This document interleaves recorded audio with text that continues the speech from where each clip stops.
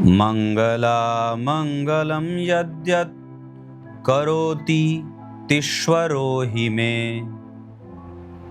सर्वं तन्मङ्गलं याति विश्वासः सख्यलक्षणम्। प्रिय दर्शकों, नमस्कार। एक बार फिर से उपस्थित हूँ आप सबके सामने आज के इस महत्वपूर्ण ज्योतिषीय कार्यक्रम में। आपसे हमारी चर्चा, बहुत बार मैंने शनिदेव के ऊपर बहुत कार्यक्रम बनाए हैं। मतलब अगर शनिदेव का प्लेलिस्ट अगर सिर्फ बना देते हैं तो 100-150 कार्यक्रम शनि के ऊपर मैंने बनाए हैं। राहु के ऊपर कम से कम 100 कार्यक्रम हैं। 75 से 80 कार्यक्रम तो हो गए होंगे प्लेलिस्ट में।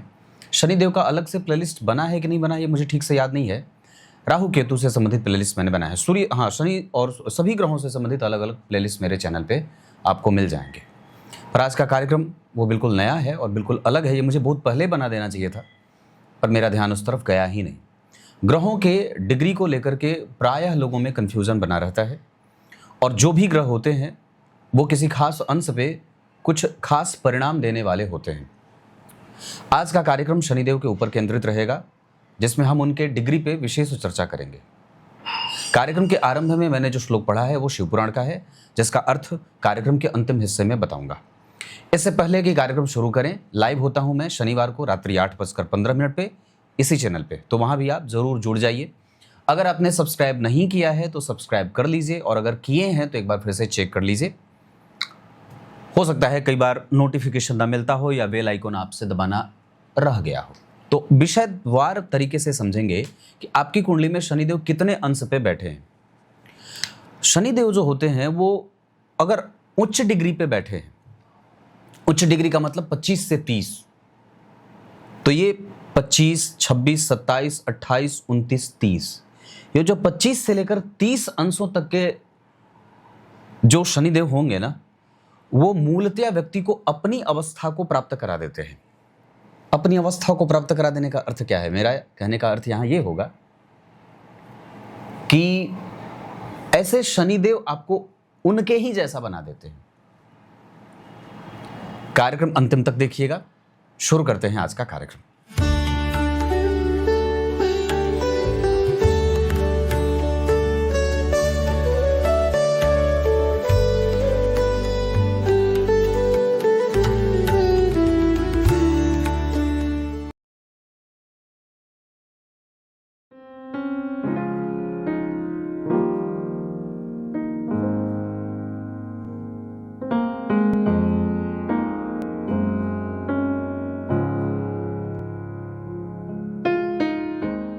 तो भगवान, मैं ये बात कर रहा था कि शनिदेव अगर 25 से 30 अंशों के बीच होंगे ना, तो वो जातक को उनके ही जैसा बना देते हैं, शनिदेव के जैसा। शनिदेव कैसे हैं?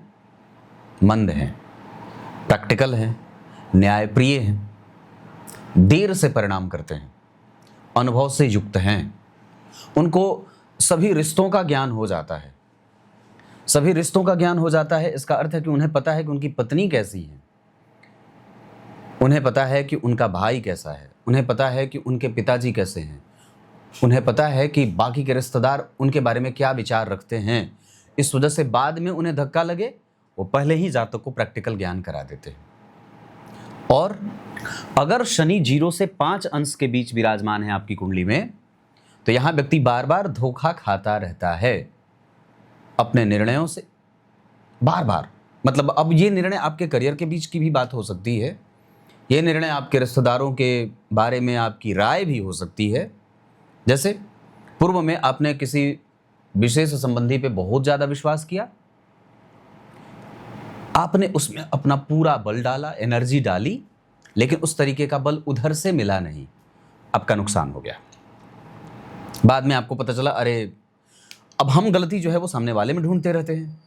पर हमारी कुंडली के शनिदेव हमें ये बताना चाहते हैं कि अगर आपकी कुंडली में 0 से 5 अंश तक शनिदेव अगर विराजमान हैं, तो आपको कहीं भी एनर्जी डालने से पहले सावधान होना चाहिए। आपको एहसास हो सकता है गलतियों का, आपके गलत निर्णय से आपको नुकसान हो सकता है। ये धीरे धीरे व्यक्ति को प्रौढ़ बनाते हैं। जब आप ये जान गए कि आपकी कुंडली में शनिदेव 0 से 5 अंश पे विराजमान हैं, तो फिर हम धीरे धीरे क्यों सीखेंगे या चलो धीरे धीरे सीखने का एक क्रम है, व्यक्ति जीवन में धीरे धीरे ही सारी चीज़ें सीखता है जैसे जैसे वो उससे रूबरू होता है। पर हम सावधान तो हो सकते हैं, बहुत पहले सजग तो हो जाएंगे, गंभीरता से चिंतन करने वाले तो हो जाएंगे। हमारा दिमाग अगर दो पक्षों को दिखा रहा है तो हम दोनों को सामने से बहुत बारीकी से अध्ययन करने वाले तो हो सकते ही हैं। तो 0 से 5 अंश के अगर शनिदेव बैठे हैं तो आप निर्णय लेने में सावधान रहिए, जल्दबाजी मत करिए, और जो चीज़ें प्राप्त नहीं हो रही हैं उस पर बहुत ज़्यादा देर तक टिकिए मत, आगे बढ़िए, ऑप्शन ढूंढिए, कहने का अर्थ ये है। उसके बाद 5 से लेकर 10, उसके बाद होता है 10 से लेकर 15, उससे होता है 15 से लेकर 20, और उसके बाद होता है 20 से लेकर 25, और फिर होता है 25 से 30। ये शनिदेव की विभिन्न अवस्थाएं हैं जिसको मैंने 5-5 अंशों के अंतर पे डिवाइड किया है। 0 से 5 मतलब आपको थोड़ा सावधान रहना है निर्णय लेने में। आरंभ में आप कोई भी काम करेंगे आपको असफलता मिलेगी, अगर टिक के रह गए तो काम हो गया, बन गई बात।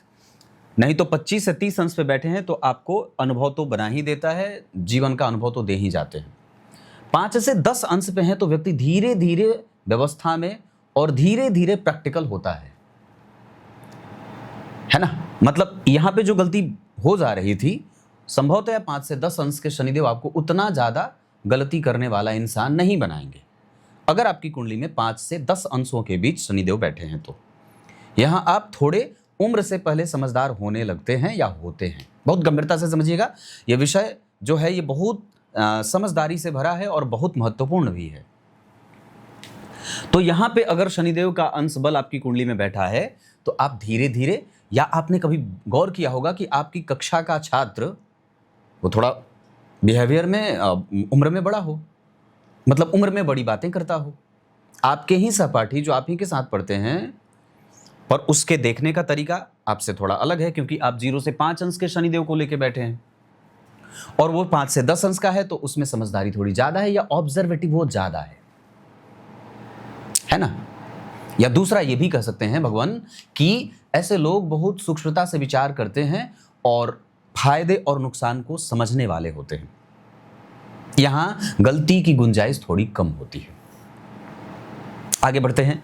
10 से 15 अंश जिसकी कुंडली में शनिदेव बैठे हैं, यहाँ से वो बिल्कुल नादान थे, यहाँ थोड़े समझदार हो गए, यहाँ समझदारी परिपक्व होने लगती है। उन्हें समझ में आ जाता है कि हाँ अब वही बच्चा जो थोड़ी गलती कर रहा था अब वो गलती से कम उसमें गलतियां देखने को मिलेंगी, उसके निर्णय शुद्ध होंगे, वो विचारों से थोड़ा प्रौढ़ बात करेगा, वो थोड़ा दूर तक देख सकता है, थोड़ी समझदारी उसमें ज़्यादा है, संबंधों के बारे में उसको पता है कि हाँ कौन क्या है, कैसे किससे किस तरीके से हैंडल करना है, समाज को वो किस तरीके से देख रहा है ये उसे पता है। मतलब वो तात्कालिक है, बहुत ज़्यादा वो ख्याली पुलाव नहीं पका रहा है। यहाँ पे वो ख्याली पुलाव पका रहा था, यहाँ पे वो थोड़ा कम था, यहाँ आकर के वो बिल्कुल क्लियर हो गया। 10 से 15 अंश के शनिदेव आपको क्लियर कर देते हैं, आपका विजन स्पष्ट होने लगता है कि हाँ मुझे ये करना है। आप दोहरे चरित्र वाले नहीं रहते, आप में स्पष्टता आ जाती है। समझ रहे होंगे मेरी बात। अब आते हैं 15 से 20। यहाँ आप बिल्कुल शुद्ध हो गए, बिल्कुल चमक गए। युवावस्था, बहुत बेहतरीन मजबूत निर्णय, सैद्धांतिक लक्षणों से युक्त, गंभीर, सबके बारे में चिंतन करने वाला, समाज के प्रत्येक वर्ग को हिस्सेदारी देने वाला, न्यायप्रिय मैंने कहा। उसके बाद क्या कहा?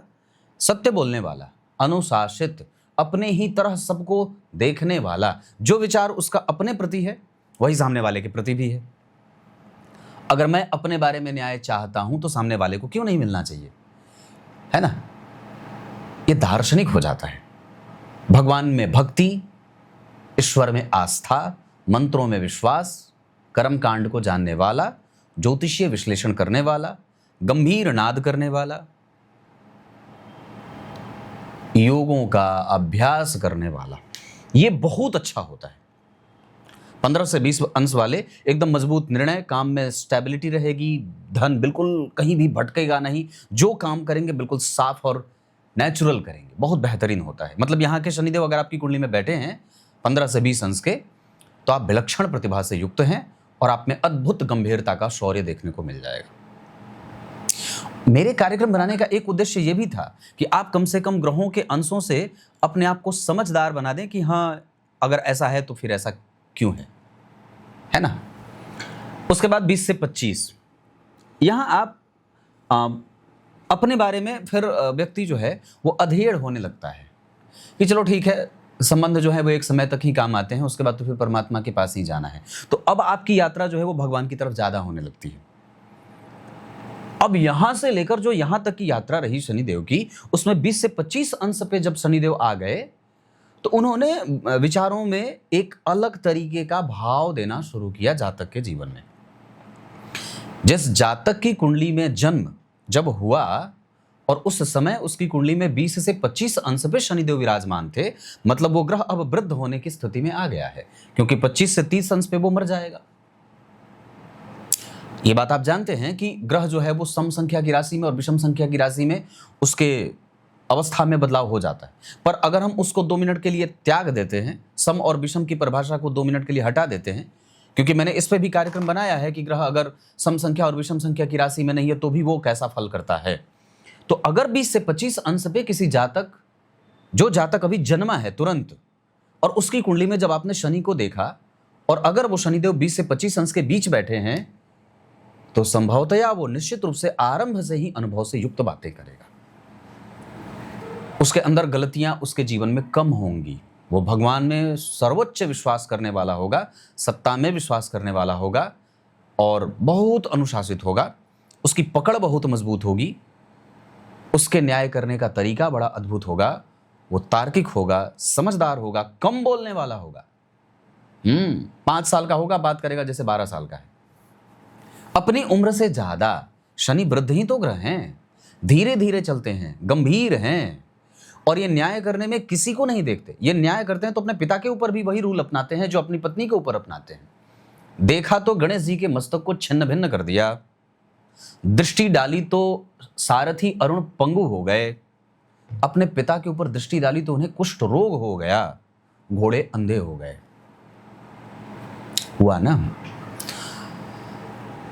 और स्वयं को किसका भक्त बना दिया? स्वयं को भगवान कृष्ण का अनन्य उपासक। इतनी भक्ति की, भगवान की भक्ति में इतने लीन हो गए कि पत्नी बुलाती रही पर नहीं गए ना। उन्हें पता है कि सर्वोच्च जो सुख है वो कहां है।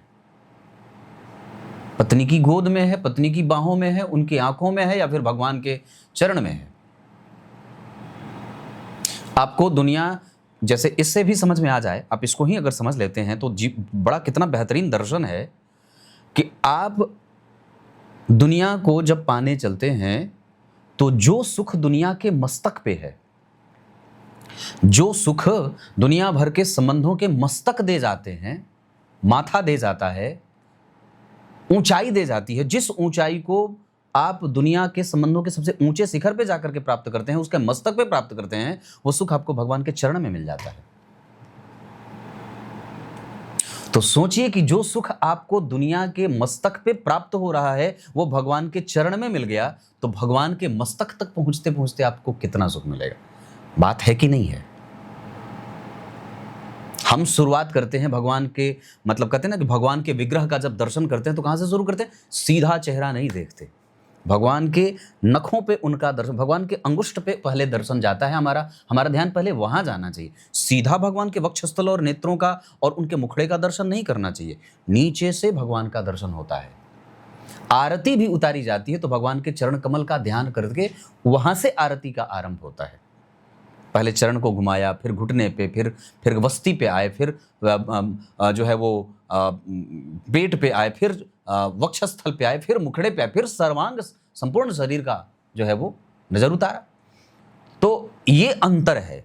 मतलब जो आपको दुनिया के प्रेम में यहां 100 मिल रहा था, जब आपने 100 पूरा किया पूरे दुनिया के मस्तक पे, माया पे, वो भगवान के चरण पे ही आपको मिल गया। तो ये शनिदेव यहाँ पे 20 से 25 अंश वाले होते हैं जो व्यक्ति को बहुत ही प्रौढ़ बना देते हैं। यहाँ पे आकर के आपको कुछ नहीं चाहिए। 25 से 30 अंश पे जिस व्यक्ति की कुंडली में शनिदेव बैठेंगे उस व्यक्ति को कुछ चाहिए नहीं होता है। वो निर्वैर हो जाता है। वो विलाप नहीं करता किसी के खो जाने और पा जाने पे, उसके अंदर कोई ऐसा हर्ष और उन्माद वाली बात होती ही नहीं है। यहां वो इतना ज्यादा समझदार हो जाएगा ना कि ये सारी चीजें यहां पे छूट जाती हैं। 20 से 25 तक जितना मिल रहा था, जिस के लिए वो भाग दौड़ रहा था, जिसके लिए वो बेचैन था, जो बेपरवाही थी, जो लापरवाही कर रहा था, जो सीख रहा था, जो उसे गलत अनुभव मिला, जो बुरा अनुभव, जितना भी सीख रहा था वो सारा खत्म। एक ही बार व्यक्ति प्रौढ़ हो गया। उसने कुछ सीखना नहीं, उसने पूर्व से सीख के अपने आप को प्रौढ़ मजबूत बना रखा है, पूर्व से सीखा हुआ है। इसे कह सकते पेट से सीख के आए हो क्या? अगर आपकी कुंडली में 25 से 30 अंश के शनिदेव बैठे हैं तो आप पेट से सीख के आए हैं। अलग बात है कि आपके ऊपर माया का प्रभाव ऐसा है कि आप वापस 0 से 5 अंश वाली हरकतें कर रहे हैं।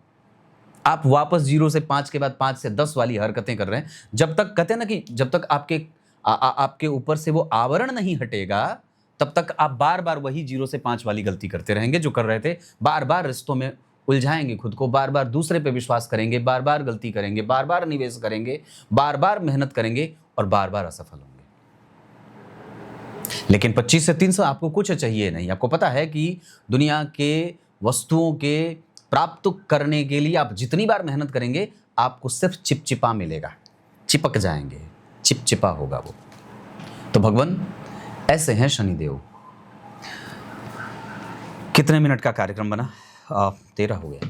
तो मैं ये कह रहा था, इतना अगर बैठे हैं तो आप अपने आप को कैटेगराइज कर लीजिए कि आप कौन सी श्रेणी में आ रहे हैं और आपको कितनी यात्रा करनी है।